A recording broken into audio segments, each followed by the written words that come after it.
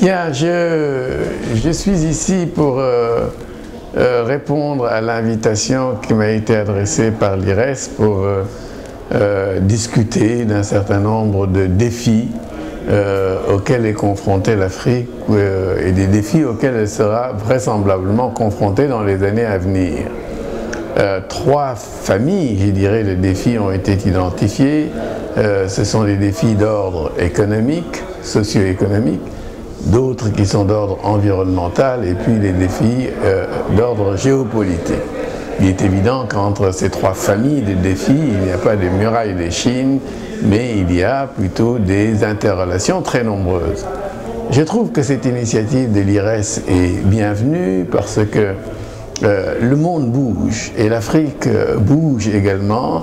Et il est important de prendre conscience de ces mouvements, d'aller au-delà de l'écume des flots et de saisir les dynamiques profondes qui donnent naissance à ce que l'on peut voir aujourd'hui et à ce que l'on appelle, d'un mot un tout petit peu galvaudé, la crise.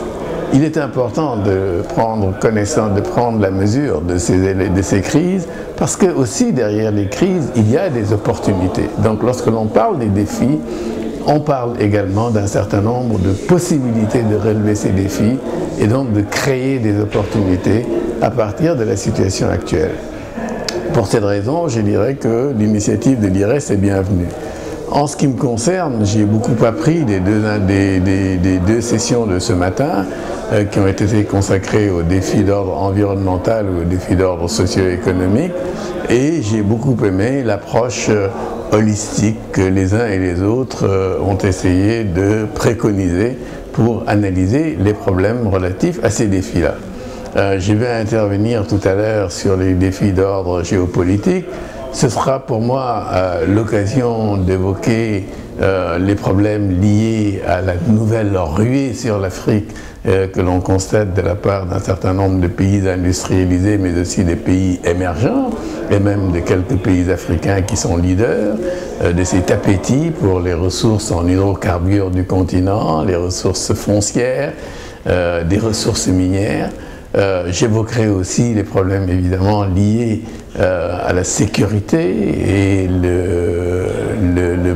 l'approche ou la domination des questions de développement par les sécurocrates qui relèguent un tout petit peu au second plan les développeurs, cette espèce de gestion des urgences, etc., qui est devenue primordiale, qui requiert, en raison du développement du terrorisme en Afrique et ailleurs dans le monde.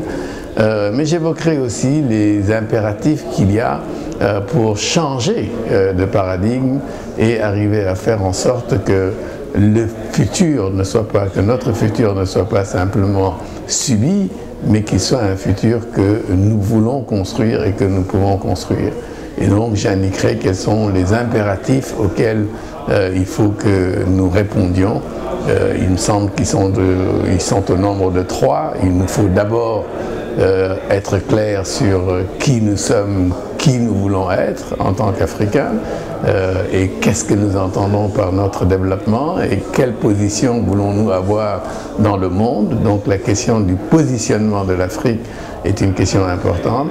Il me semble qu'également il sera important de voir comment créer un consensus ou au moins une très large alliance autour des visions d'avenir que nous pouvons avoir, alliance entre les politiques, les sociétés civiles, les acteurs du secteur privé et d'autres intervenant en Afrique.